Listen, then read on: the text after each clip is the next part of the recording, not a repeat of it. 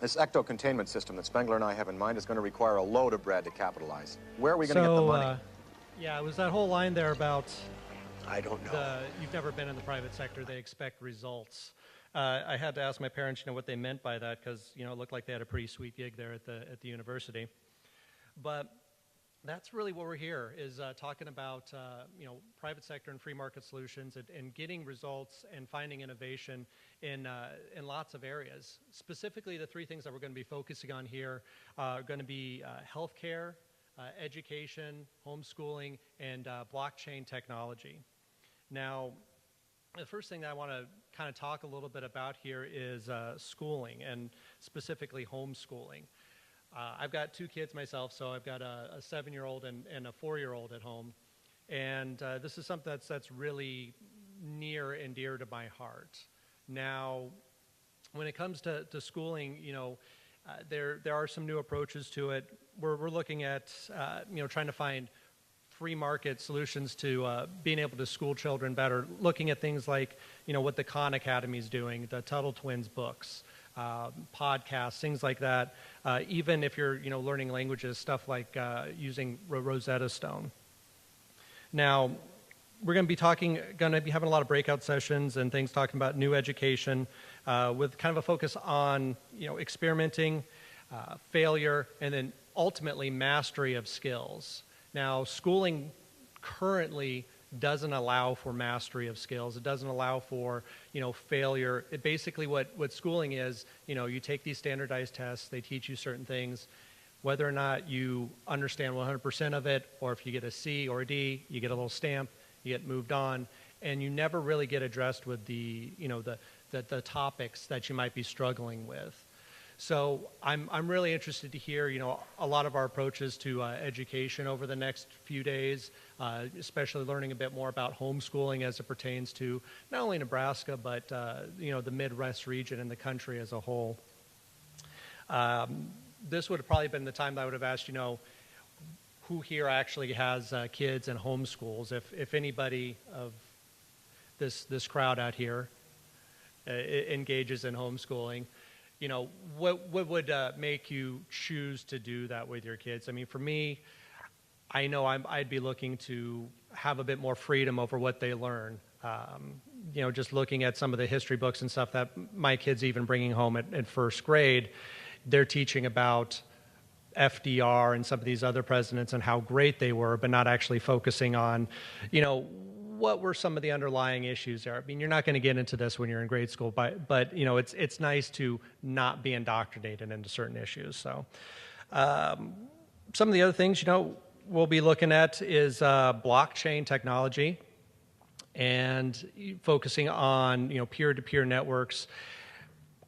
Blockchain, one of the great things about that is that it seeks to lower uncertainty, and it gives an exchange value to certain things. So really with blockchain, where I've been seeing it is I've got an anti-money laundering background and a securities and fraud background. And so where you would see blockchain really come into play there is if somebody is saying that they own a particular security or they own a particular asset, you can actually track down from the very beginning where that asset was and make sure that, this person who's claiming ownership actually has that. Blockchain offers a tremendous amount of security for people dealing with property, with a lot of different types of assets, like I said, securities and things like that, but also with information. You're able to have a secure system there. So we're going to have a lot of really good speakers and breakout sessions talking about blockchain, talking about the peer-to-peer technology, and just kind of a refresher or just kind of an introduction as far as what blockchain really is it's a decentralized database that stores a registry of assets or transactions across a peer-to-peer network, and it's secured through cryptography. So, this is much more than just simply Bitcoin or Litecoin.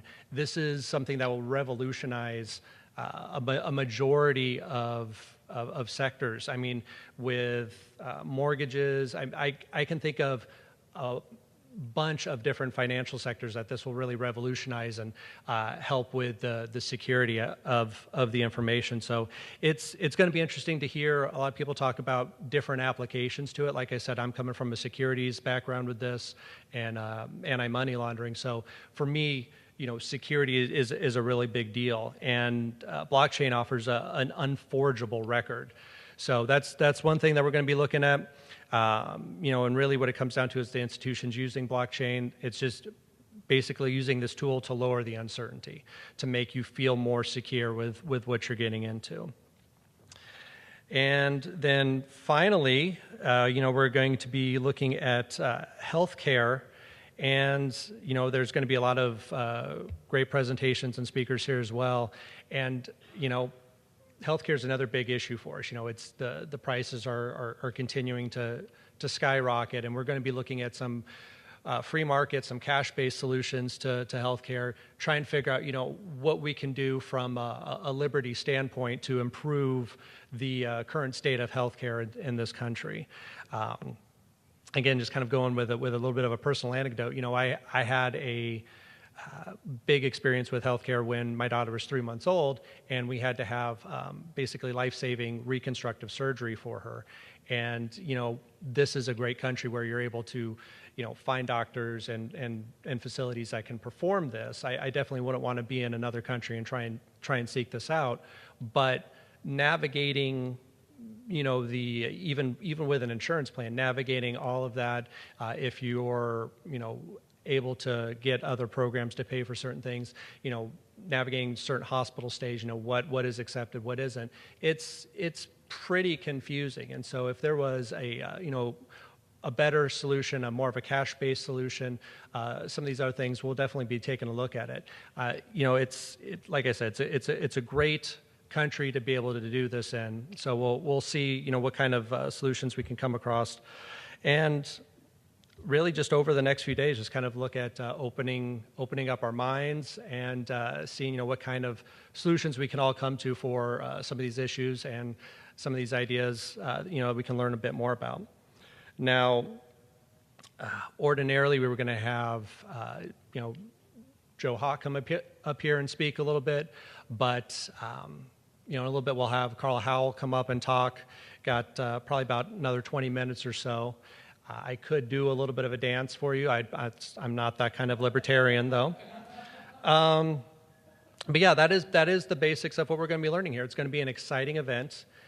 I know that we're kind of getting off to a little bit of a slow start this morning, but bear with us, hang with it, get a little bit of caffeine. It's going to be exciting. I've seen Dr. Varner on a couple of podcasts that Zach was doing an interview for, read up, and I'm excited to hear you speak.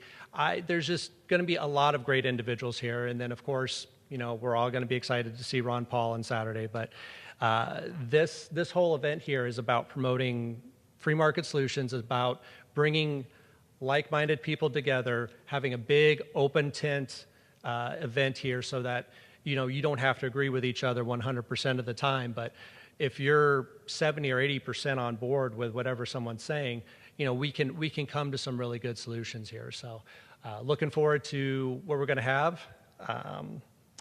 And we'll be back in just a little bit, and we'll introduce Carla for our next speaker.